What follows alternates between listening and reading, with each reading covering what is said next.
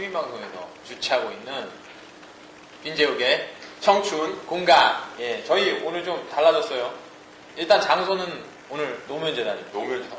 좋아요. 시설은 괜찮죠. 네, 시설 괜찮고. 저희 오늘은 또 태블릿 PC를 갖고 와서 저희가 실시간으로 이렇게 방송을 보고 있습니다. 댓글 많이 달아주시면 중간중간에 Q&A 한번. 예, 저희는 항상 언제든지 질문을 받을 테니까요. 다음에 고정 게스트가 되셨습니다. 감사합니다. 아, 고정 게스트 주군입니다. 그렇습니다. 저희 이게 질문 한 3가지 정도 올라왔는데요. 개인적으로 받은 질문이요. 개인적으로 받은 겁니다. 잘 되길 빕니다. 에이. 시사인의 주진우 기자와 어떤 관계인지 혹시 말씀해 주실 수 있나요? 사실 사촌 형님이신데. 예, 사촌이요? 재미가 없군요. 나 깜짝 놀랐어.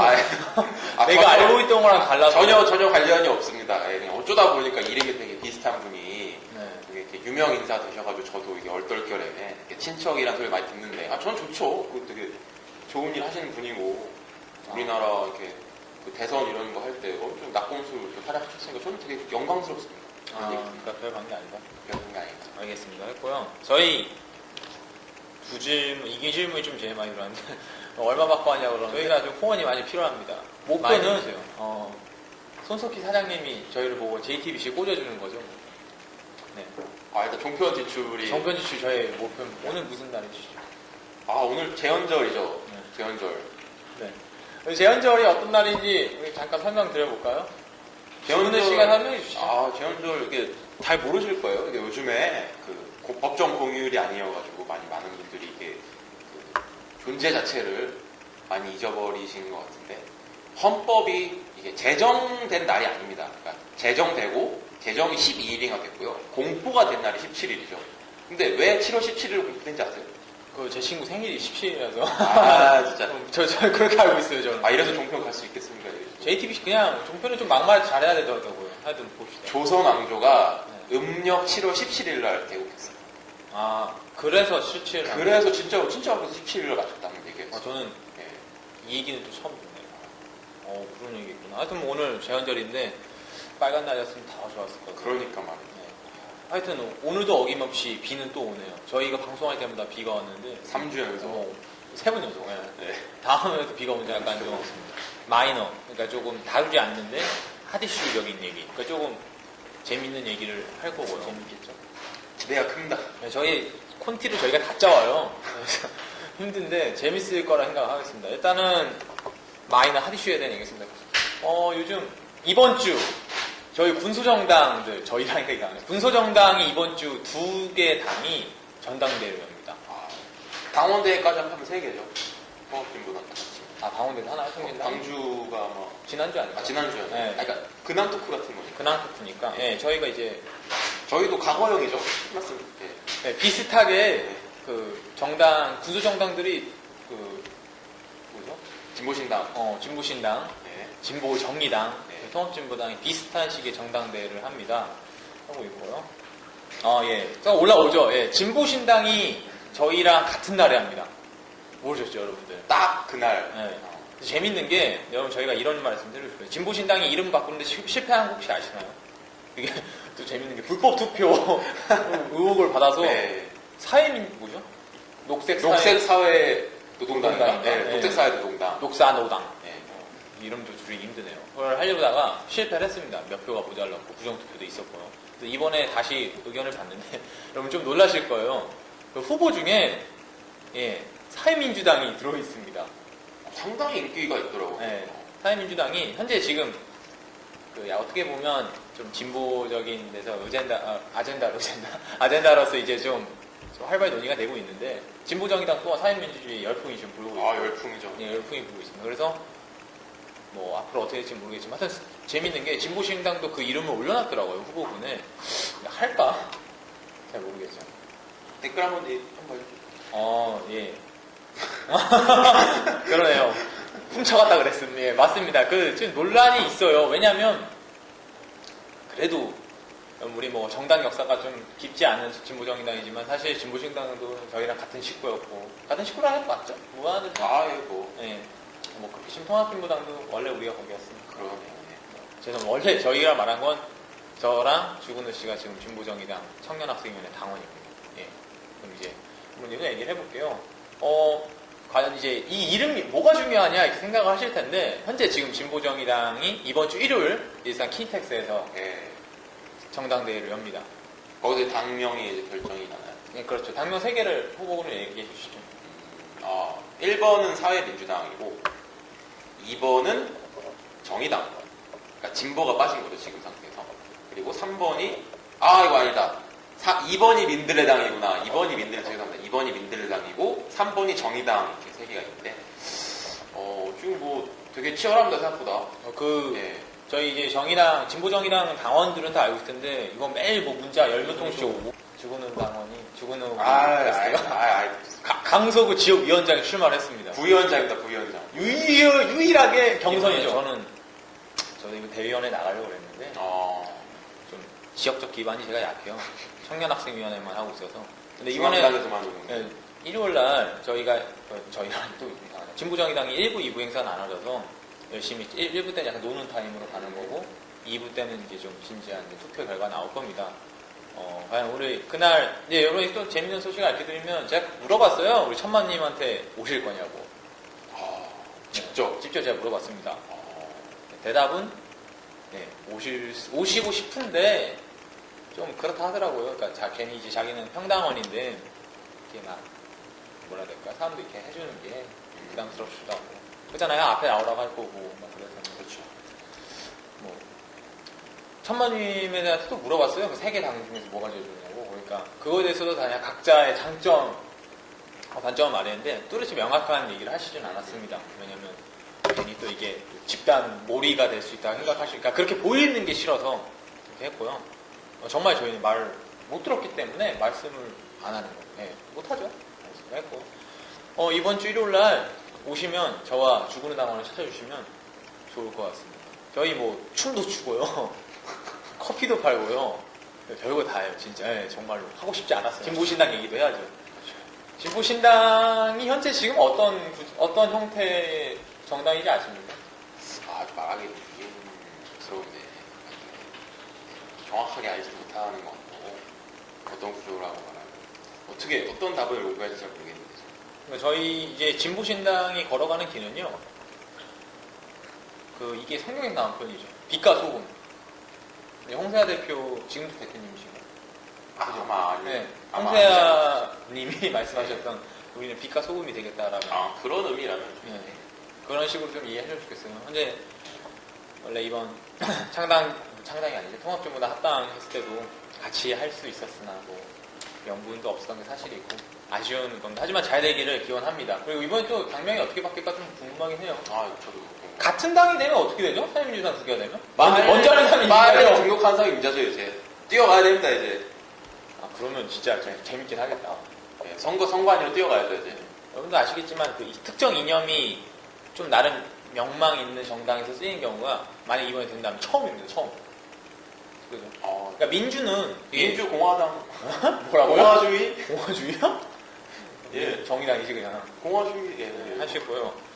근데 진보신당은 저는 되게 필요하다 생각해요. 등대 정당으로서 다양한 어떤 무지개 같은 다양한 스펙트럼이 우리 정치계에 들어와서 다양한 이념적인 조류를 반영을 하고 또 목표를 내고 해야 저희도 뭐 같이 경쟁하고 긴장하고 연대하면서 발전하지 않겠습니까? 맞습니다. 저희는 확실히 그런 게 있는 것 같아요. 본인들 목표가 있으면 그걸 하는 방법이 다 틀린 거니까 통진당이든 뭐 진보정의당이든 네. 현재 지금 진보신당도 다 방법이 틀린 거니까요. 다들 잘 되길 비원합니다. 예, 훈훈하네요. 훈훈하죠. 이렇게 끝내야 돼요. 네. 안 그러면 컴플레인. 요즘 좀 재밌는 거 저 하고 있어요. 오늘 씨. 설마 네. 그 민문연 예. 맞죠? 요즘 혹시 민족문제연구소라고 아십니까? 그 민족문제연구소 그러니까 산하단체인 줄 알았는데 그건 아니고 이제 청년들이 만든 그런 이제 연구소 모임 이런 식으로 만드는데 그중에서 강연을 이제 했어요. 그래서 매주 이제 이번 달 내내 하고 있는데 재미있습니다. 하고 있는데 거기 좀 흥미로운 기사가 있어요. 그러니까 이제 정보 컴플렉스에 대한 얘기를 많이 다룹니다. 제가 이 얘기를 왜 하냐면요. 되게 우리 사회에 퍼져 있는 레드 컴플렉스라고 하죠. 네, 레드 컴플렉스에 대한 얘기를 좀 해보고 싶어서 하고 있습니다. 사실 이 방송을 좀 보고 계시는 방송을 보고 있으신 분들은 뭐 어쨌든 성향이 오른쪽보다는 왼쪽에 가깝죠. 네, 왼쪽에 가깝죠. 그렇기 때문에 이런 얘기하는 데 있어서 저는 조금 거리낌 없이 한번 해보려고 합니다. 아, 예. 근데 필요합니다. 네, 좀 필요합니다. 그러니까 요즘 좀 그런 분석을 좀 들었어요. 그런 얘기 들었어요. 특히 심리학자 김태형 심리학자님. 요즘 뜨고 있는데 네. 유명한. 그분 하는 말이 여기서 다 엮이는 얘기가 이제 NLL이라든지 이제 그런 뭐라 그러죠? 국정 문서, 해당 문서 같은 게 모든 게 다 뭔가 되게 이 레드 컴플렉스를 갖고 장난치는 거다. 쉽게 말하면 그런 거라는 거죠. 그거를 제대로 극복을 해야만 이제 야당이 제대로 쓸 수 있다. 진보 정당이 제대로 쓸 수 있다 얘기를 합니다. 하고 있는데 그분은 좀 약간 문재인 그 국회의원의 태도를 별로 안 좋아하더라고요. 오히려 노무현 전 대통령, 노무현 대통령 하겠습니다. 노무현 대통령의 태도를 좋아했는데 그게 무슨 말이냐면 여러분 유명하시겠지만 그 인천 경선이었죠. 그 민주당 지지할 때 그 아내를 버리면 내가 네, 그것 좀 설명해 주시죠. 그 상황 좀 기억 안 나시죠? 인천이었나요? 인천 아니었나요? 인천. 광주였나요? 제가 알기로 인천 아니었나요? 광주? 그랬나요? 이럴 때 보면 이럴 때 보면 나올 텐데. 광주였던 걸로 기억. 인천인가요? 광주 아닌가요? 그거였죠. 했는데 광주로 기억하는데. 네, 좋습니다. 예, 갑자기 다른 얘기가 나오네요. 근데 예.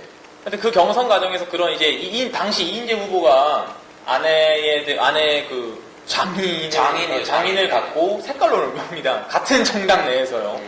그래서 이제 정면 돌파를 하는 상황인데 뭐라고 했죠? 추근우 씨가 얘기했죠. 기억이 가물가물한데.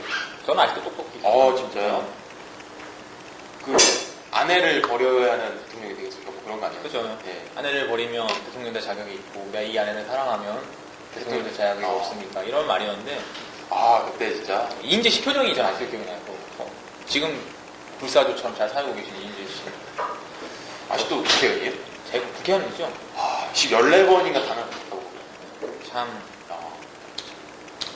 그래서요. 배울 점이 많습니다. 그랬어요. 네. 했는데, 근데 우리 이제 지난번 작년 대선 돌아가 보면 NLL 논란이 그때부터가 시작이 됐죠. 근데 이제 문재인 씨는 이제 어떻게 대처를 했냐 하니까 그런 말 한 적 없다. 이런 식으로 했다는 거죠. 근데 김태형 심리학자는 그렇게 하는 게 아니라 이건 뭐 어떻게 할 거냐 이런 식으로 대처를 하는 거예요. 적극적으로 돌파를 해서 간을 쪼개자는 거죠 오히려. 근데 저도 좀 동의를 하는 게, 그, 조지 레이코프라고 정치적으로 되게 활동을 많이 하는 미국의 유명한 언어학자 있지 않습니까? 근데 거기서도 그러니까 미국의 민주당이 혹시 그 코끼리 네. 프레임 전쟁도 있습니다. 맞습니다. 제가 책 좀 읽었어요. 네. 공화당한테 그 당시에 2004년 이럴 때 맥을 못 추는 게 어떤 정책적인 부재라던가 어떤 그 프로그램이 부족해서가 아니라 정치적인 목소리를 내고 프레임을 형성하는 데 실패했다라는 거죠. 그러니까 예를 들면은 저도 정확한 말은 기억이 안 나는데 예를 들어서 진보적인 언어를 표현하는 진보적인 정당에서 많이 쓴다면은 증세라는 말을 사회 안전망 투자비 이런 식으로 해서 뭔가 이렇게 순화해서 자기들만의 언어 체계를 포섭을 해서 대중들 나타낸다는 거죠. 근데 문재인 후보 같은 경우에도 되게 방어적이었잖아요. 그렇죠. 적극적이진 않았어요. 정확히 말해서 좀 뭔가 어떻게 보면 동료? 멘토도 노무현 대통령이 했던 방법은 아니었던 거죠. 분명히. 그렇기 때문에 뭔가 자기 방어가 뭔가 되게 진짜 뭔가 이렇게 논란 자체를 불러일으킬 수 있는 한때 그런 논란이 있었죠. 결국 지금 여기까지 오게 됐고 그래서 이제 그분들도 얘기하는 게 차라리 진짜 이정희 대표처럼 해라. 차라리 할 거면. 이정희 대표가 분명히 저도 인정을 할 수밖에 없는 게 당시죠. 그 토론 2번의 토론에서 프레임을 완전히 바꿔버렸잖아요. 그러니까 완전 재밌는 요소. 좀 재밌게 바뀌었죠. 닭깎이 마사오부터 해서 그런 이제 다 여러 가지 정말 역사적 팩트인데도 불구하고 이런 정치적인 논쟁에서는 약간 빠졌던 것들을 했기 때문에 뭔가 분명히 송진아이 그것 때문에 좀 생명력이 늘어난 건 사실이었어요. 저도 그렇게 생각합니다. 본인들도 그렇게 평가하고 있고 자타 고민이죠. 이 종북 문제에 있어서 이 레드 컴플렉스라는 게 어찌되었든 우리 사회에서 민주당을 포함한 그렇죠. 그 진보 진영으로 그냥 통칭하겠습니다. 진보 진영 내에서는 민주당도 진보예요? 그냥 네, 우리나라 알겠습니다. 사회에서 네. 근데 그러니까 피할 수 없는 문제이기 때문에 저는 좀 적극적인 대처를 해야 생각해요. 네, 사람에 있어서 다만 그걸 어떻게 언어화 시키느냐. 그게 중요한 거죠. 그렇습니다. 재밌는 게 저희 참 보면 이번에도 뭔가 되게 눈에 띄는 그런 스타가 없는 거예요. 뭔가 적극적으로 해서 치고 나갈 수 있는데 이런 걸 좀 야당의 부재가 있지 않을까 되게 겁을 먹고 있는 현실입니다. 레드 컴플렉스 얘기를 하는데 과연 우리 보면 참 여러분들 전문 보셨죠? 참 그걸 어떻게 포기하고 얘기할 수 있는지 우리 정국회원님, 서국회원님 국회의원 맞으시죠? 참 개탄스럽습니다. 몇 주 전이 유시민 작가님이 대표님이 거기에 대해 해설을 했는데 반응이 아주 열떴습니다. 오마이뉴스에서 녹음했죠.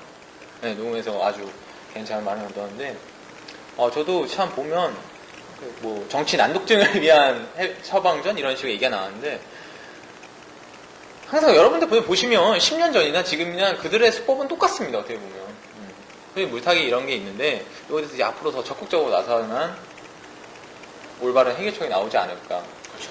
여기 지금 댓글 보니까 네. 평화 체제로 전환을 하고 경제 교류를 활성화해야 한다라고 써주셨네요. 저도 뭐 충분히 그러니까 되게 보면 우리 사회 이런 뭔가 분단된 역사 속 아래서 냉전 시대 체제가 계속 유지가 되고 그러면 여기서 반공 체제가 굉장히 굳어버려서 노무현 대통령 표현하셨던 기울어버린 축구장 맞죠? 기울어버린 축구장의 구도가 계속 유지가 됐고 결과 지금 안 좋은 상황이 계속 유지가 되고 있는 거죠. 되게 뭐랄까 반정부적인 얘기 이런 거 조금만 해도 뭔가 색깔론을 밀어붙이고 사실 안 그렇거든요.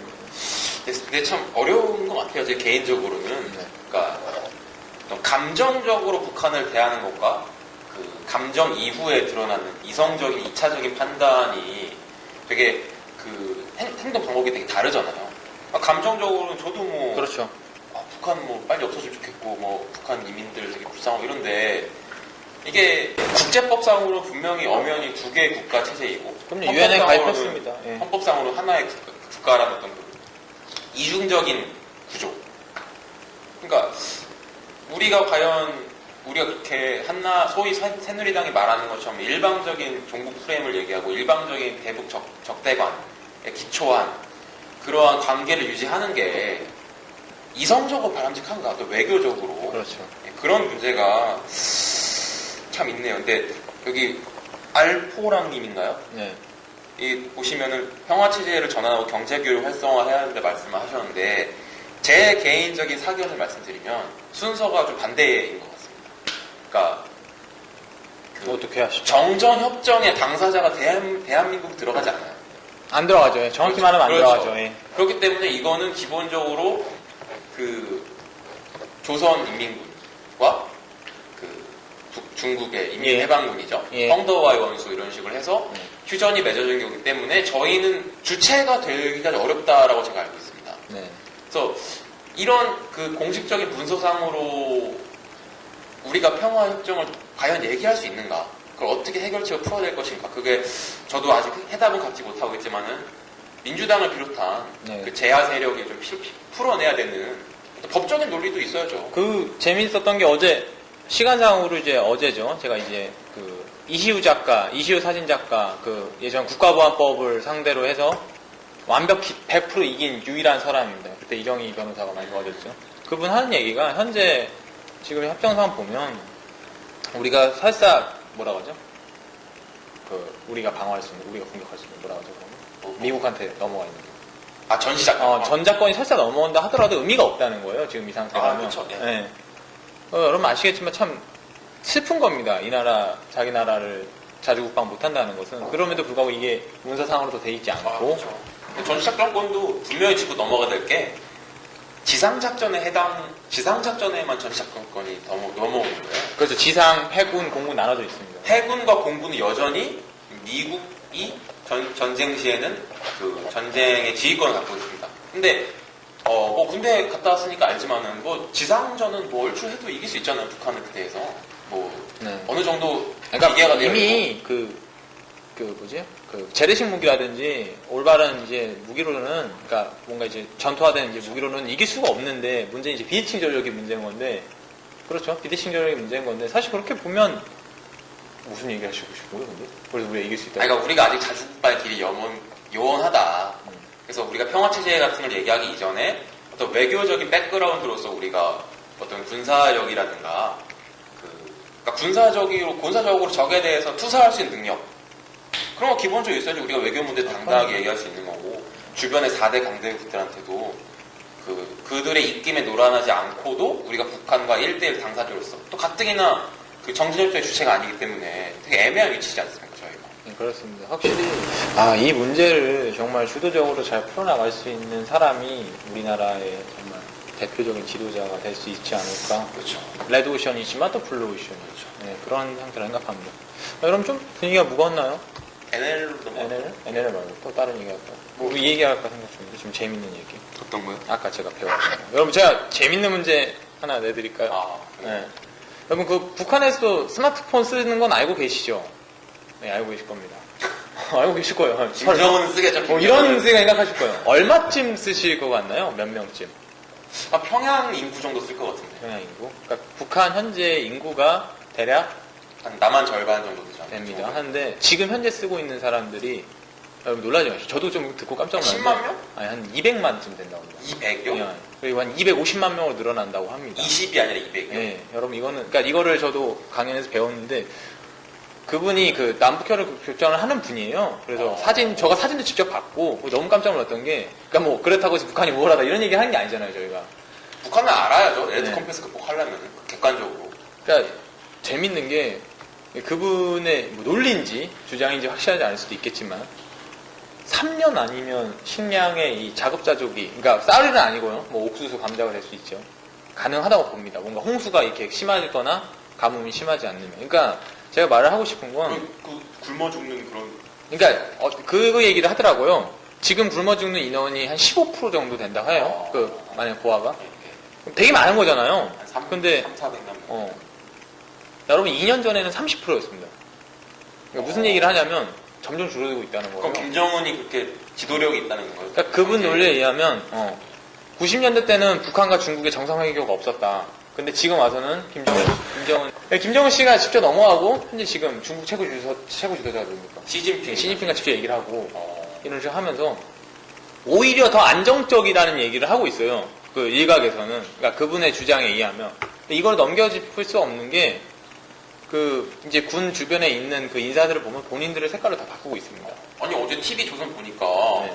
김정은 체제가 2년 안에 멸망한다고. 그러니까 제가 이제 2년 안에 멸망을 할지 한번 두고 봐야 되겠지만, 그렇다고 제가 말씀하고 싶은 건 이거예요. 정말 북한을 이기고 싶으면 제대로 알아야 된다는 거죠. 그러니까 무작정적으로 낮게 보면 안 된다는 거예요. 북한 애들 또 교육 받을 때 분명히 남한에 있는 노숙자 찍어가고 그러면서 막 이게 실상이다 이렇게 얘기할 텐데 사실상 안 그러잖아요. 그러니까 그게 거짓말은 아니야. 사실 거짓말은 아닌데 그렇다는 것도 또 아니라는 거예요. 근데 무슨 말 하고 싶냐면 지금 북한이 어느 정도 자면 시장 체제도 어느 정도 맞습니다. 이거 정확히 아시네요. 200만 명 넘는 거 했는데 스마트폰은 맞나요? 스마트폰이 맞다고 합니다. 했는데 그 본인들 자급자족을 그러니까 본인들 그 메이커가 있더라고요. 천리안이었나? 되게 신기해. 천리안이 했나 그건가? 근데 한글은 확실할 것 같아요. 네, 제가 기억이 정확히 안 나는데 좀 놀라웠어요. 북한 요즘 제일 유행하는 어린이들 그 취미가 롤러브라더 이렇게 타는 거 있잖아요. 롤러브레이드. 타는 거 롤러브레이드 네. 하죠. 두 발로 이렇게 타는 거. 네. 그거라고 해요. 그거를 공원 가면 다 탄대요. 그럼 그게 얼마냐 그러니까 한 30만 원쯤 한다고 합니다. 근데 여러분 재밌는 게 북한 돈으로 30만 원이요? 그렇죠. 재밌는 게 북한 장관 월급이 9,000원 정도 한다고 합니다. 이상하죠, 여러분 말이. 근데 이거 갖고 질문을 내더라고요. 그 사람이 뭐 어떻게 해서 이렇게 할 수 있을까? 그래서 하는 말이 예전에 그 북한 그 계획경제 시절 때 있지 않습니까? 그때 이제 모아뒀던 안에 쌓아뒀던 돈을 지금 쓴다고 하더라고요. 그래서 북한도 현재 지금 북한 정부도 돈을 쌓아둔 거가 이제 발각이 되면 뭐라 하겠지만 돈 자체 쓰는 거 갖고 뭐라 하지 않겠다는 거예요. 그래서 여러분 옛날에 혹시 몇 달 전인가요? 좀 화제가 됐던 게 라네즈, 우리나라 화장품이었던 라네즈가 북한에 그 백화점에 들어와 있던 사실 혹시 그게 한때 논란이 됐거든요. 라네즈는 모른다 이렇게 얘기했는데 그게 뭐 이제 중국 통해서 넘어왔겠죠.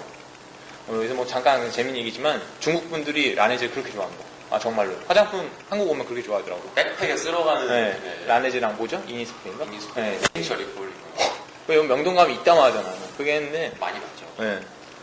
그러니까 제가 이 얘기를 하고 싶은 이유는 뭐냐면 지금 북한에 대한 현실상을 알고 있는 사람도 없다는 거예요, 제대로.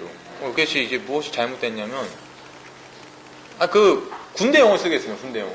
적을 알아야 적을 이기죠. 그렇죠. 네. 그래야 아마 확실한 그런 체계를 갖출 수가 있는데 여러분 저도 알아요. 지금 제가 쓰고 있는 아이폰보다 당연히 안 좋고 제가 밥 먹는 것보다 북한이 못 살죠. 근데 그들도 이제 어느 정도 수준에 따라왔다는 겁니다. 그러면 그들이 과연 그렇게 쉽게 몰락할 수 있을까? 다시 한번 생각해 보자는 거죠, 저는. 그러니까 저도 이 문제에 관련해서 분명 생각이 드는 게 정확한 수치는 기억이 안 나는데 20%인가 30%인가를 제대를 시킨대요. 그래서 네. 이제 그 김정은 체제가 그게 무슨 의미일까에 대해서 생각을 해봤는데 북한에서 국방비가 차지한 예산이 그러니까 북한 예산의 국방비가 한 30% 정도 되고 군대가 100만이 좀 넘는 걸로 알고 있습니다. 정확히 기억이 안 나는데 근데 군대 자체가 상비군요? 그렇죠. 네.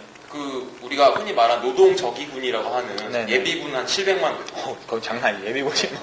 예. 아무튼 그러니까 그런 게 근데 전역을 시킨다는 거는 어떻게 좀 부정적으로 본다면은 더 이상 그 군인들을 지탱할 수 없다라고 평가할 수도 있겠지만은 또 한편으로는 우리가 잘 알다시피 북한 군대 자체가 하나의 경제 그룹이거든요. 그렇죠. 뭐 이렇게 회사도 갖고 있고 어떤 데는 그러니까 상당 부분 그런 군대를 통한 계획적이고 통제적인 경제를 벗어나서 이제는 말 그대로 시장 사회주의 정도로 진출하려는 김정은의 어떤 체제 변환의 모습이 아닌가라고 저는 좀 생각을 해봤습니다. 저도 그 말을 하고 싶었던 게 좀 재미있는 현상들이 있더라고요. 주문식 그거 알고 계신가요? 북한 공산당은 주식회사를 노동당이죠. 노동당? 네, 죄송합니다. 노동당. 노동당은 주식회사를 갖고 있어요. 아이고 뭐 상식이죠, 저는. 여러분 모르셨죠? 저도 몰랐는데. 근데 이거를 내부로 끌어들이려고 했던 게 이제 할아버지, 아버지는 다 실패를 했거든요. 근데 김정은 성공을 했습니다. 그래서 참 놀라웠다 하더라고요. 본인 주변에 이제 엄청난 군 강화력이 있다는 거죠. 그러면서 절대로 쉽게 망할 수 있는 구조가 아니다. 그런 식의 논리였죠.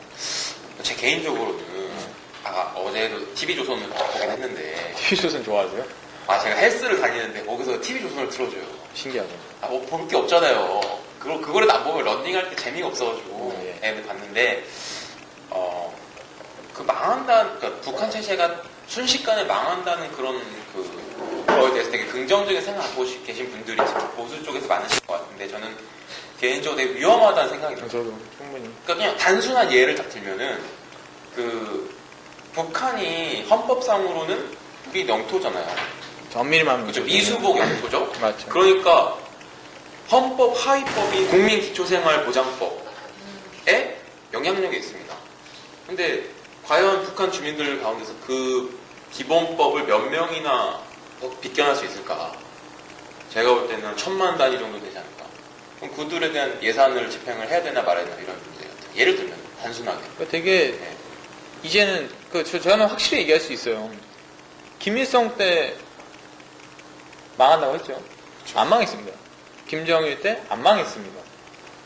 그들은 계속 망한다고만 얘기를 해요. 그러니까 일반적으로 배울 때 그렇게 되는데 이제 그런 단순한 시각에서 벗어나야 된다는 거죠. 그럼 진짜 뭐 평양까지 뭐 탱크를 올라가자 뭐 그런 이제 말도 안 되는 식의 논리를 펼칠 건지 요즘 뭐 말도 안 되는 얘기 많죠. 그렇죠. 네. 제7 기동군단 정도만 그러니까 군대에서만 할 얘기고. 그렇죠. 여러분 진짜 지금 평양에서 뭐가 일어나고 있냐면요. 평양이 지금 하고 있는 게 도시 리모델링을 하고 있다고 합니다. 그리고 평양만큼은 전기 수급률이 100%예요. 예. 평양만큼. 물론 나머지 도시는 낙후된 게 많지만 점점 세지고 있다는 거죠, 북한이. 네. 무시를 못할 만큼. 되게 보면 그리고 우리가 막 생각하는 문화적인 측면에서도 그들 청년들은 굉장히 좀 그들만의 약간 문화가 있더라고요. 막 우리가 생각한 반갑습니다 이런 노래 듣는 게 아니라 그들 나름의. 거의 아리랑급인가요? 우리나라. 그러겠죠. 근데 이제 그러니까 문화적인 측면이라든지 아까 말했던 군사나 사회적인 측면에서 분명히 점점 더 발전을 하고 있다는 거예요. 이거를 왜 주목해야 되냐면 아까도 말씀드렸지만 제대로 알아야 된다, 진짜. 제대로 알아야 제대로 이긴다. 아, 맞습니다. 네. 네, 제 개인적으로도 북한이 어떤 경제가 성장이 돼야 오히려 평화 통일로 갈 수 있지 않나. 라는 오히려? 생각. 네, 오히려. 네. 왜냐하면 결국에는 두 국가 체제 간에 어떤 외교적 협상이라든지 그 주변의 4개 강대국들을 옵저버 형태로 놔두고, 그러니까 주역은 우리 남북한의 형태에서 그 남북한의 교류와 평화협정, 나아가 통일 체제로 이어질 텐데, 과연 북한이 경제적인 힘이라든가 그런 체제적인 안정성이 없다면 그 과연 상대가 되겠어요, 저기랑? 그것 때문에 그 둘이 비등비등하지 않으면 오히려 4대 강대국들이 쳐들어와서 소위 말하는 우리 민족의 자주적인 통일이 과연 가능할 것인가에 그렇죠. 대해서 생각을 좀 해봐야 될 것 같습니다.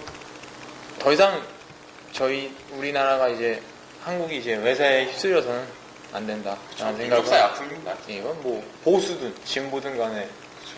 공통적인 형사 그게 아닐까.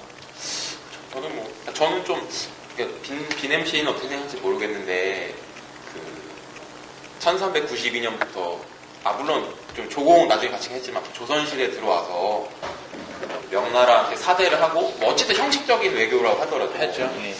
그러니까 그런 식의 종속 체제가 제 기준으로는 거의 600년 넘게 지속된 게 아닌가. 그리고 이제는 어떤 민족사의 관점에서 정말 주체적인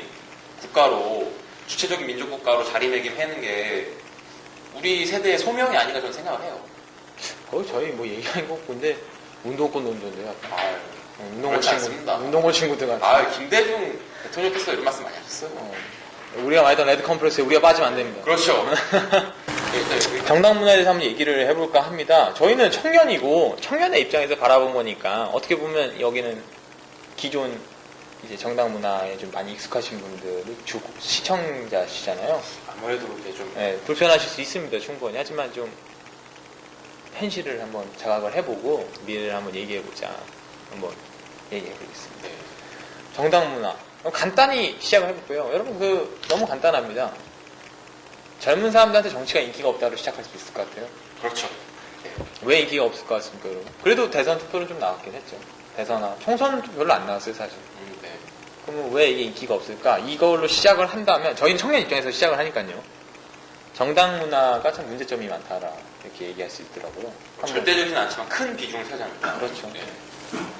한번 얘기해 주시죠. 어떤 게 문제가 될까? 그러니까 제가 볼 때는 진보든 보수든 가장 큰 게 제 기준입니다만은 술 문화가 아닌가 싶어요. 술 문화. 어떻게 생각하세요? 이게 되게 직접적인 문제인데 사실 되게 소모전일 수도 있는데 저는 확실히 동감을 합니다. 정당인으로서 이거는 정말 뭐라고 할까요? 정당 행사 한 번만 해봐도 절대 떼어낼 수 없는 그렇게 돼버리죠. 어떤 게 문제가 됐을지 한번 얘기를 해보죠. 그러니까 이거는 저희 입장에서 보라는 걸 다시 한번 얘기 드릴게요. 네.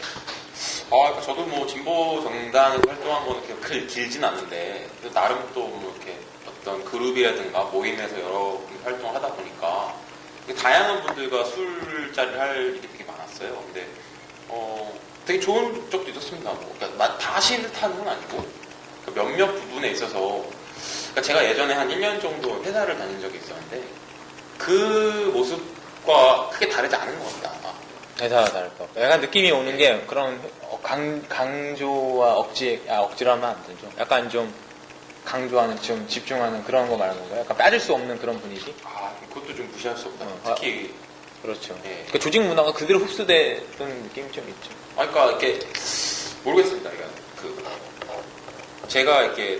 제가 뭐, 비남 씨는 아실 텐데, 나름 또 진보 정당 내에서 술 문화를 한번 개혁하는데, 나름 또 일조를 했던. 저희는 한번 해보려고 했죠. 한번 시도했죠. 그러니까 이 기존의 문화가 어떠냐면 행사 한번 끝나면 그냥 단체 모여서 맥주 까고 소주 까고 가운데 이렇게 놓고. 네. 근데 재밌는 게 여러분 이게 뭔지 아시면 제가 이제 대학생 학생회장이고 다 대학교 다니는 분 알겠지만 똑같아요, 그 문화가. 그대로 가는 겁니다. 그러니까 이게 특정 정당만의 문제가 아니라 사회 구조적인 문제일 수 있다는 거죠. 적어도 제 생각에 진보 정당이라는 거는 단순하게 어떤 정치적인 발전과 사회 경제적 체제에 대한 불만 그리고 그것에 대한 대안을 제시하는데 그치는 게 아니라 어떤 정신적이고 어떤 철학적인 의미에서의 진보 정당이 해야 될 역할을 생각해요. 그러니까 기존에 답습되어 왔던 혹은 고질적으로 남았던 병폐 혹은 그런 문화에 대해서 비판의식을 가지고 새로운 대안을 한번 만들어보고 시도를 해보고 이런 게 진보 정당이 해야 될 역할을 생각했는데 제가 좀 술을 못 하긴 합니다. 개인적으로. 저도 그렇게 잘하는 편이에요. 예, 그런 것도 있겠지만은 제가 뭐 저번 방송에서 말씀드렸지만 민주당 그 청년 자청책자문단이든 뭐 이렇게 학교에서 하는 사회 어딜 가나 그래요? 예, 어딜 진짜 가나. 뭐 통합진보당 뭐 할 거 그렇죠. 없이 다 그렇습니다. 예. 그래서 저 같은 경우에는 좀 바꿔보고 싶었어요. 술이 주인이 되는 게 아니라 어떤 대화와 토론이 주가 되는 술문화를 만들어보고 싶어서 그러니까 일종의 미국 같은 데서 보면 이렇게 드라마 이런 거 보면은 칵테일 파티 같은 게 있죠. 그렇죠. 파티 문화가 예. 보급화돼 있죠. 그래서 이렇게 가운데 이렇게 안주라고 하나요? 안주를 세팅하고 술은 각자 가져가서 먹을 수 있는 만큼만 먹는. 예, 이게 저희가 실제 시도했었습니다. 했었는데 잘 됐나요? 자리가 근데 나쁘지는 않았어요. 근데 부족했죠. 왜냐면 아예 진짜 처음 처음 하는 거라서 저희도 뭐 그런 자체 기획을 잘 해본 적이 없어서. 아니 이게 중요한 게 우리나라가 이제 음주량이 되게 높다고 보지 않습니까? 장난 아니죠. 네. 정확한 정말 잘 마시는 나라예요. 예, 예. 그게 이게 어떻게 보면 사회적 문제라고 저는 생각을 해요. 술권하는 사회. 예, 그런 그것도 뭐 이렇게 자율적으로 마시면 모르겠는데 나도 모르게 으쌰으쌰 하는 게 몸에 배서 자연스럽게 그게 후대까지 이어지는 게 아닌가 그런 생각을 하고 저희가 진보 정당이 있기 때문에 아까 말씀드렸던 그 문화적인 진보의 측면에서 술 문화부터 우리가 좀 개혁하는 제 눈에 보이는 것부터. 그렇죠. 그런 것도 개혁하는 모습이 필요한 게 아닌가. 예, 여러분 첨암님 우리 팬클럽이니까 팬클럽이죠. 그렇죠. 예전 그 얘기 혹시 기억나실지 모르겠는데 책에 나왔던 얘기예요. 본인 열린우리당 시절 때 네. 전당대회를 갔는데 전날인가 이제 대의원인가 불러서 갔는데 이미 뭐 양주병 불러 다니고 그리고 중국 음식 그게 접시가 나도 다녔다. 그러니까 뭐 술 마실 수 있어요. 맞는데 본인이 되게 그 안에서 이루어지는 음행적인 되게 안 좋은 굉장히 전이가 되고 그렇죠, 항상, 그렇죠. 예, 거기서 시작을 합니다. 하고 뭔가 추태들이 다 불안한 거죠. 이제 우리 천만님 같은 경우도 술을 잘 못하는 걸로 알고 있는데 어디였죠? 선거 시절이었나요? 후보 시절 때 이제 소주 한 잔 이제 해야 되잖아요. 40잔을 먹고 뻗었다고. 그러니까 진짜 이게 본인도 술을 잘 못하니까 그렇게 얘기할 수도 있겠지만 굉장히 그런 안 좋은 어떻게 보면 저는 구태라 표현하겠습니다. 구태 문화의 하나의 표본 아닐까 싶거든요. 되게 그러니까 우리 참 보면 그래도 다행인 거는 막 안 먹으면 막 죽일 분위기는 아니에요. 솔직히 그런 건 아니에요. 그런 건 아닌데 분명히 좀 강조하는 분위기가 있죠. 술을 못하는 사람이 좀 살아남기 힘든 그런. 그러니까 제 생각에는 뭐 이렇게 대화가 만약에 목적이라면 물론 이렇게 점점 이렇게 연령이 높아질수록 그게 되게 도전하기 어렵다는 인정을 하겠지만은 뭐 예를 들어서 뭐 신선하게 뭐 카페를 가서 이렇게 한다든가 네. 전혀 그게 못할 일이라는 생각은 안 들거든요. 되죠. 그러니까 진보 정당도 어떤 문화적으로 세련된 거를 보여줄 필요가 있다. 저도 좀 세련이라면 네, 젊은 세대와도 공감할 수 있고 자연스럽게 이렇게 티나 커피 한잔 마시면서 얘기할 수 있는 게 오히려 우리의 진보성을 보다 세련되고 보다 이렇게 친밀하게 드러낼 수 있는 또 방법이 될 수도 있다라고 그렇죠. 저는 그렇게 생각합니다. 또 재밌는 게 또 다른 얘기 잠깐 넘어갈 게 아니라 그럼 또 정치에 관심 많은 친구들이 없냐? 그렇지도 않아요. 또 어떻게 보면. 그럼요. 많습니다. 많은데 여러분 그렇게 되면 또 어떤 현상이 일어나냐면 그냥 전 이 용어를 저를 좋아하진 않지만 그냥 해볼게요. 운동권으로 많이 좀 빠지는 경우가 좀 있는 경우가 많죠. 그러니까 운동권이 나쁜 건 아닌데 제가 말한 건 대중적 코드를 얘기를 한 겁니다. 그죠? 대중적 코드. 그렇기 때문에 그렇게 이어진 게 또 이제 집회 문화로 이어지고 되게 하부 조직을 구성하는 체계가 완성되는 체계를 갖추는데 그런 거 있어서 되게 한계를 드러낼 수밖에 없게 느껴지더라고요. 저는 얘기를 좀 해주시죠. 저는 뭐 민주국가에서 시위 집회 나가는 것도 되게 자연스럽고 또 장려되어야 되는 그런 행상이라고 저는 생각을 하는데 모르겠습니다. 근데 제 기준에서 볼 때는 저는 그러니까 제가 솔직히 정치를 관심을 가지게 된 게 08년도 그러니까 제가 대학교 2학년 때 촛불 집회 보고 관심을 가졌거든요. 그전에는 저도 뭐 마인드는 그렇게 이렇게 진보적이지 않았습니다. 사실 솔직히 말씀드리면. 그렇죠. 예. 촛불 집회 네. 그것도 여중생이 시작한. 그렇죠. 예. 근데 그 전해인 제가 대학교 1학년 때는 FTA 집회가 있었어요. FTA 한미 맞아요. FTA. 그렇죠. 그렇게 되죠. 시간상인데. 네. 두 개를 보면서 물론 저는 FTA에 대해서 되게 비판적인 사람입니다만은 그걸 떠나서 집회 자체만 보면은 마음이 혹하는 건 촛불 집회였다. 그게 왜 그랬을까에 대해서 지금 생각을 해보면 집회 성질. 우리가 갖고 있는 집회라는 게 무엇을 위한 집회인가에 대해서 좀 생각을 할 필요가 있지 않나 그렇죠. 라고 생각을 하거든요. 그러니까 목소리를 낸다는 측면에 있어서는 공통적이지만은 그것이 내부의 결집력만을 목표로 하는 것인가 아니면은 외부를 확산시켜서 다른 대중과 다른 일반 시민과의 소통을 통해서 우리의 목소리를 확산시키는 데 목적이 있는 것인가. 그러니까 분명한 좀 차이가 있는 것 같고 모르겠습니다. 저도 아까 그 일부에서 말했던 레드 컴플렉스를 완전히 벗어나지 못한 것 같긴 하지만은 현재 우리가 갖고 있는 어떤 시위 집회 문화가 그렇게 사람들에게 호감을 주고 주진 않죠. 마음을 끌리게 할 수 있는가 생각할 필요가 있지 않나. 어떻게 보면 네. 이제 또 그런 문화에 그러니까 그런 문화권이 잘 형성되어 있는데 보면 본인의 삶이 없더라고요. 되게. 그렇죠. 그러니까 되게 좀 진짜 봉사한다는 마음 좋지만 굉장히 일반적이지 않은 네, 예. 되게 열성적 그런 건 좋은데 되게 막 자기 생업도 없고 자기 생활이 없는 그런 시스템을 갖추다 보니까 집회 문화는 조금 더 아까 말했던 한 단어로 통일될 수 있을 것 같은데 좀 세련돼져야 된다. 그 터키에서 요즘 어떤 그 집회 하는지 아시죠? 예. 네. 총리 물러나라는. 네. 예, 예. 딱 절대 폭력적이지 않고요. 모두가 다 공감하고 소통할 수 있는 측면을 갖더라고요. 왜 그러냐? 근데 왜 그러지? 이거 안 나오네요. 근데 그런 거 참 보면서 집회 문화도 이런 식으로 바꾸면서 대중들과 소흡하다 보면 더 이 사회가 정치에 관심이 많아지고 동떨어지지 않겠다 싶지 않을까 싶습니다. 그렇죠. 뭐 이게 투쟁 뭐 이런 소위 이런 구호라고 해야 될까? 그 구호도 제가 볼 때는 그 7, 80년대와 크게 바뀌지 않는 것 같고. 뭐 어떤 예를 들면 뭐 투쟁, 뭐 노동이? 해방 뭐 이런. 저는 그 가치를 부정하는 게 아니에요. 그죠. 저 되게 방송에 조심스럽지만 저도 생각보다 되게 왼쪽에 있는 사람이기 때문에 부정하지 않는데, 그러니까 또 정치적인 메시지라는 거죠. 집회 시위라는 건 어찌 되었든. 그렇죠. 메시지를 그렇죠. 던지는 거죠. 메시지를 어떻게 던질 것인가의 문제이기 때문에 그 본래적인 가치와는 또 별개의 평가가 필요하다는 겁니다. 그 외형적인 표현이라고 해야 되는데. 그럼 외형적인 표현에 있어서는 이 옷, 언어, 그렇죠. 네, 옷과 언어 다 연결이 되죠. 예를 들면 제가 이제 중은호 씨랑 맨날 얘기를 하는 게 그 노사 얘기 하시는 거죠. 옷 얘기하는 거. 네.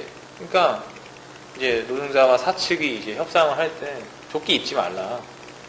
그래서 저는 왜 조끼 입지 말아요? 그러니까 나도 노동자도 양복 입고 나올 수 있는 거 아니에요? 모르겠습니다. 제가 그 노조 하시는 분들한테 듣기로는 그게 되게 왜 조끼를 안 입어라는 식으로 얘기를 하는데 어찌되었든 타협의 현장에 나오는 거 아니겠어요? 그러니까 어떻게 보면 네. 그것도 하나 익숙하게 버린 관행이 돼버렸는데 예를 들면 이런 거죠. 막 머리띠 뭐 두르고 네. 이거 기억나시죠? 되게 근데 대중들 일반 국민들한테는 거리감 느끼게 되는 하나의 표상이 돼버렸습니다. 맞아요. 저도 뭐 현대차 노조가 그 고임금이다 이런 거에 대한 비판에 직면한 게 말이 안 된다고 생각해요.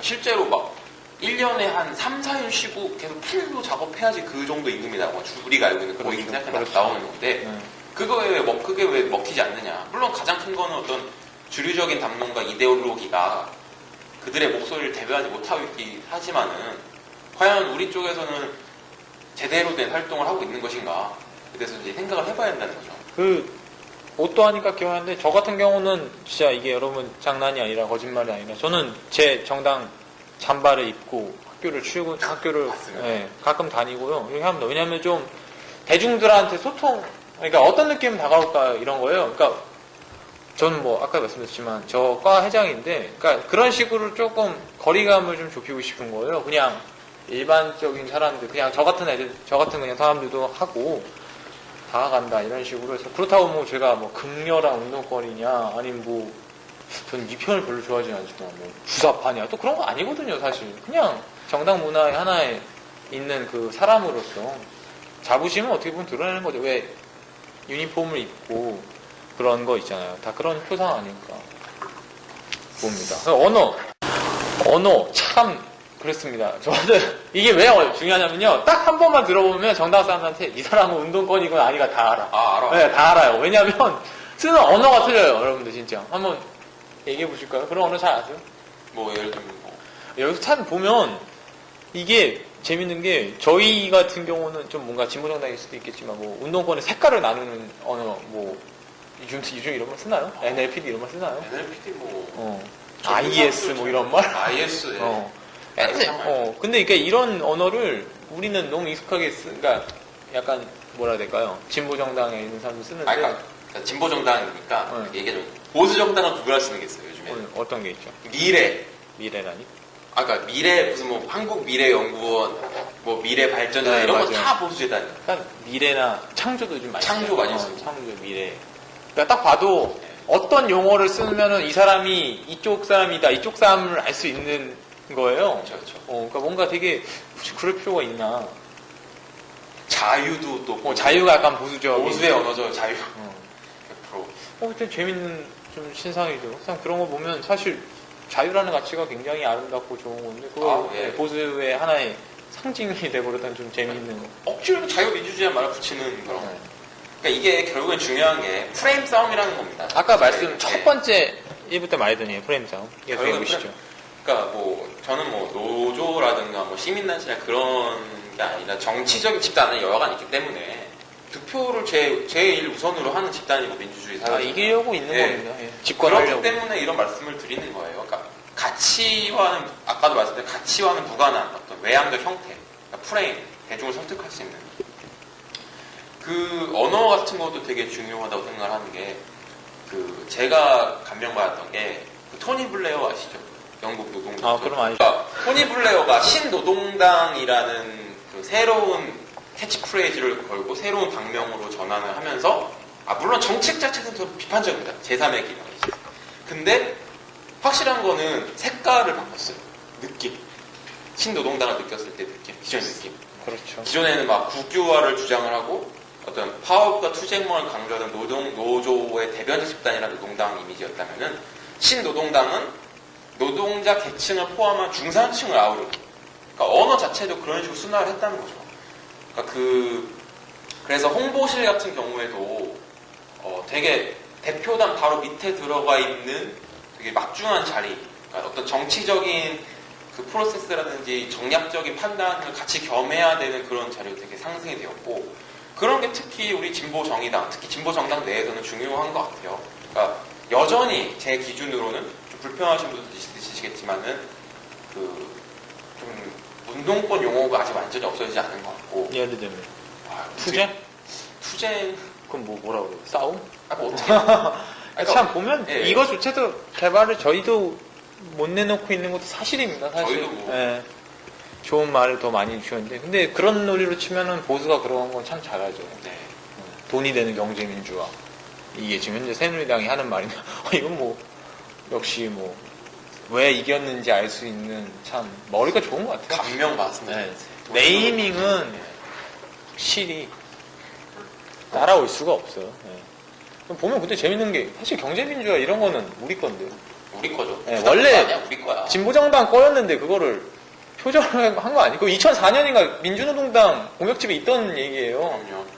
약간 지금 현재 뭐 표절 사건이랑 느낌이 비슷하네요. 뭔가 언제부터 지낼 거야? 뭐 그런 느낌도 들고. 근데 참 그런 거 보면은 되게 보면 생산적이고 나아갔던 사람들이 지금은 뭐 했지 못했던 거 같아요. 까먹었네 갑자기. 레드 컴플렉스, 레드 컴플렉스 얘기가 나왔는데, 그 반대 이제 보수 세력이 맨날 했던 거는 한정돼 있다는 거예요.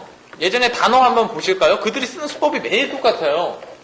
오르침도 이제 빨갱이라는 표현 썼죠. 어느 순간부터는 이제 그거를 좀 바꿔서 친북 좌파 이런 말을 썼습니다. 요즘은 친북 좌파만 안 쓰죠. 그러니까 왜냐면 빨갱이란 말이 너무 좀 시대적 아픔을 담고 있어서 그런 걸 방송에 쓰긴 좀 그러잖아요. 뭐 아나운서가 빨갱이 이럴 수는 없잖아. 국가 예. 정체성 이렇게 예. 정체성 논란. 그러고 나서 이제 요즘 좀 들어온 게 종북 좌파라는 말을 많이 씁니다. 전국. 예. 이제는 나올 게 없다는 거예요. 아까 말했던 김태형 심리학자가 얘기를 했던 건데, 그러니까 그들은 보면은 항상 똑같았다. 그냥 모양만 살짝씩 바꿨다는데 그런 거에 비하면 그래도 우리 기울어진 축구장 치고는 조금 낫지 않나. 뭐라도 많이 했잖아요. 그렇죠, 예. 공부도 많이 한 사람들이 많고. 샘부동이나 핫이슈는 간단히 보면 하나고, 간단히 보면 제일 큰 건 이제 당명이 제일 중요하고요. 부대표도 있죠. 그리고 두 번째가 저희 쪽 보면서는 이제 청년 부대표, 그러니까 부대표 자리가 있고요. 세 번째 정도 서울시당이라고 보면 됩니다. 예. 하는데 일단 뭐 제 순위를 3, 2, 1 이런 식으로 갈게요. 네. 일단 서울시당 후보님이 세 분 나오셨죠? 워낙 치열합니다. 빵빵하신 분들이고 저는 솔직히 잘 몰랐어요. 세 분 다. 전화가 오기 전에는 했는데 세 분 다 뭐 워낙 베테랑이시고 그쪽에서는 다 유명하시고 능력 있으시는 분들이기 때문에 근데 이렇게 좀 치열하게 하실 줄은 몰랐습니다. 저는 좋아요. 저도 좋습니다. 이게 경쟁이 일어나요. 네. 네, 정책 경쟁이 되고. 네, 인물 경쟁, 정치 경쟁. 뭐 네거티브가 없는 게 참 좋더라고요. 저도 이번 좀 놀라웠던 게 무분별한 네거티브가 그러니까 물론 그런 건 있을 수도 있죠. 예를 들면 이 사람 좀 잘못된 것 같은데 이런 상대방에 대한 건전함. 그런 거는 참 좋은데 막 무슨 말도 안 되는 어디 출신이래 이인재. 이제요? 뭐 그런 거 있죠. 그런 거부터 해서 무슨 뭐 말도 안 되는 흑색선전을 하고 있었던 게 지금까지입니다. 근데 그나마 진보정이나 어떻게 보면 규모가 작다 보니까 네. 그럴 수도 있는데 그러니까 좀 개파 문제를 사실 걱정을 많이 했는데, 그러니까 생각했던 만큼 두드러지지 않았던 것 같아요. 그러니까 완전히 없었던 건 아닌데. 아니죠. 근데 사실 저는 개파 문제는 좀 긍정적으로 봐요. 저는 좀 긍정적으로 봅니다. 머리수 싸움이 아니라면 충분히 긍정적으로 보고 있습니다. 저도 뭐 정파 자체는 부정하지 않습니다. 다만 그게 말 그대로 날 것 그대로 그렇죠. 햇빛에 나와서 그 자신들이 갖고 있는 어떤 지향점이라든가 철학적 비전을 떳떳하게 공개해서 싸운다면야 뭐 그게 뭐 정파가 문제되겠어요. 그럼요. 그래서 대중들한테 평가받는 게 그렇죠. 정치인들의 숙명. 다만 그런 게 아니라 어떤 이렇게 외부적으로 노출되지 않은 상태에서 그러니까 정파 자체가 뚜렷하지 않은 상태에서 어떤 이합 집산의 결과로 뭉쳐졌다면 그거는 문제예요. 그래서 되게 보면 재밌죠. 아직도 진보정당이 근데 그렇게 치면 민주당도 그런 건 다 있고 새누리당도 하다못해 친박치 있었던 거는 사실이니까. 뭐 선진적인 유럽 정당도 정파는 다 있습니다. 그건 뭐 부인할 수 없는 거죠. 여러분 그 다음 얘기를 한번 또 해볼까요? 그럼 이의는 뭐냐면 여러분 우리가 부대표가 20대 부대표 20대는 아니죠. 정확히 말하면 39세 청년. 청년 부대표를 한 자리를 지금 보장을 받았습니다. 근데 좀 약간 싱겁죠. 좀 아쉽습니다 개인적으로. 저는 되게 많은 분들이 나온다 해서 기대를 많이 했어요. 이번 좀 재밌겠다 했는데 결국에는 한 분 등록했어요. 되게 실험적이라는 생각을 했습니다. 그분 나이가 지금 28이죠. 아마 정당 역사상 최연소 부대표일 겁니다. 아마 신기록을 세울 겁니다. 제가 말한 건 이제 진짜 나름 명망 있는 정당을 얘기한 겁니다. 굉장히 많은 정당이 있었지만 했는데 지금 현재 뭐 송영석 위원장 하시고 이제 그만두셨죠? 일단은 현이 했고 그분을 보시면 이번 주에 우리 청년 정의당의 미래를 볼 수 있지 않을까 진보정의당 그 생각했나. 이거 첫 번째가 제일 큰 핫 이슈. 이 신문에 나올 정도니까. 들어온데. 한번 해보시죠. 다른 분들, 그러니까 다른 정당 분들도 계시죠? 감독님 계시죠 여기? 시청자분들도. 그래요? 시민광장. 시민광장이니까. 저희는 저도 시민광장입니다. 대학광장. 그래요? 했는데 다 아시겠지만 굳이 얘기하자면 작년 발기인 대회 때요. 원래 거의 당명이 사회민주당으로 정해졌었습니다. 거의 다 그렇게 알고 있어요? 저도 그렇게 알고 있었는데 그날 투표 어떤 거? 진보신당이? 그러네요. 저 진보신당 좋아합니다. 저희는 공격하지 않았어. 진보신당이 전 잘 되길 바라요. 아 진짜로 저는 저는 등대 정당. 저 박노자 씨 진짜 좋아요. 홍세아 씨 되게 좋아하고 책 다 했어요 저. 진짜요 진짜 사인 받아주세요. 말이랑 오슬로 한번 가야죠. 제가 또올레랑스 얼마나 좋아하는데요. 또올레랑스와 제가 로르웨이 얼마나 좋아하나. 노르웨이인가 오슬로. 제가 좀 당황했어요. 나 아니 우리는 아까부터 계속 이렇게 땀이 이렇게 나지 나? 공격 안 했습니다. 예. 내가 좀 무서워 죽겠어. 진짜로. 다른 정당 분들 좀 무서워요. 제가 민주당 분들하고 좀 친하고 요즘은 좀 통진 분들하고도 연락이 좀 되는데 좀 무섭더라고요, 확실히. 하는데 저희 뭐 그냥 민주통합당, 민주당, 대통합민주당 이런 걸로 저희는 안 합니다. 확실히 바꾸죠, 저희는. 지금 후보 현재 진보정의당에서 3개로 바뀌었죠. 사회민주당, 진보정의당, 정의당. 정의당. 아, 죄송합니다. 진보정의당이 죄송합니다. 민들레당, 정의당, 사회민주당. 이게 어떻게 나온 이름이냐, 뭐 하나하나 살펴보면, 사회민주당 같은 경우는 이제 전 세계적으로 여러분들 뭐 다 아시겠지만, 연대 시스템도 있고, 이게 항상 저도 요즘 최근 공부를 해서 알았는데, 사회민주주의를 꼭 강요하지 않더라도, 사회민주당을 쓰더라고요. 여러분 그 위키백과 한번 쳐보세요. 나옵니다. 아시겠습니까? 예를 들면요. 아니 좀 다른 완전 후진국에서도 써요. 사회민주당을 몰라셨죠? 막 가나 이런 데 쓰는 거 아니 아니에요? 근데 거기도 가나는 후진국이 사회민주주의를 아니에요. 네. 한다고는 하는 거죠. 워낙 근데 경제력이 없으니까 사회민주주의 못해서 그런 거 아닌가요? 그럴 수도 있겠죠. 다만 근데 남미 같은 경우에는 3인당이 상당히 좀 왜곡된 측면이 있는 게 네. 그 베네수엘라의 참 기억이 정확히 안 나는데 거기도 3인당이 있고 네. 그 차베스가 있었던 베네수엘라도 3인당이 있고 브라질에도 3인당이 있어요. 네, 얘기해 보시죠. 예, 근데 상당히 자유주의 정당이 되어버렸죠. 3인당이 남미에서는. 그러니까 그 베네수엘라에서는 베네수엘라 명칭은 정확히 기억이 안 나는데 베네수엘라 3인당과 그 당시 그 보수당이 그렇죠. 55년 체제 같은 그러니까 둘이 번갈아서 집권을 하는 그런 체제를 만들었고 그것 때문에 차베스가 쉽게 말하면 혁명을 일으켜서 새로운 헌법 군사혁명이었죠. 대통령이 되었고 네. 네, 그렇고 브라질 같은 경우에도 룰라 전에가 3인당이었어요. 네, 맞습니다. 이름이 뭔지 정확히 기억이 안 나는데 그분도 3인당 이름은 내걸었지만 카르도주 대통령이었던 걸 제가 기억을 하는데 그분도 뭐 나름 뭐 진보적인 정책을 많이 했지만은 결과적으로 제3의 길 혹은 자유주의적인 정책을 많이 펼쳤다. 근데 우리가 가야 될 길은 제3의 길이 아니라 좀 정통 3민주의로 가야 오리지널로 가야 되지 않나. 네. 하고 있군요. 아니, 했는데 그 사회민주주의가 과연 우리나라에 침투할 수 있을까 기대됩니다. 이번에 정말로 어떻게 될지 모르겠고요. 그 정의당은 약간 어떤 개념이냐면 지금 우리나라에서 사회민주주의가 가능하냐 이런 시각에서 시작된 것 같아요. 지금 분석해본 결과로는 나쁘지 않다 생각합니다. 정의라는 가치가 굉장히 중요하고 정의당이 네, 약간 아르헨티나 사회민주주의 정당 이름이에요. 아 그래요? 정의당 하니까 저는 29만 원 분 떠오르고 본인은 민정당이야. 네, 그래서 네. 그렇죠. 그분이 29만 원. 정의당 자체가 있긴 있습니다. 그러니까 아르헨티나의 집권당입니다. 네. 저스티스 좋죠. 하기 때문에 근데 이번에도 이것도 꽤 많은 지지를 받고 있어요. 네, 세 번째. 다음 주 방송 예고를 한번 또 해볼까요? 생각한 게 있으세요? 저는 많죠. 저희가 말하고 싶은 건 엄청 많아요. 쏟아내고 싶어요. 근데 저희는 법에 걸리지 않는 선 내에서. 참 근질근질하대. 저도 많이 참고 있습니다. 지금 이게 저희끼리 얘기하면 진짜 이게 막 나오는데. 네. 하지만 뭐 그거는 진짜 방송과 개인적인 사담은 틀리니까. 다음 주도 이런 식으로 크게 딱 이제부터 포맷이 일부가 이제 그런 이제 마이너 얘기, 소수의 얘기를 좀 해볼까 생각 중이에요. 좀 뒷얘기를 한번 해볼까 하고요. 하지만 무조건 팩트임.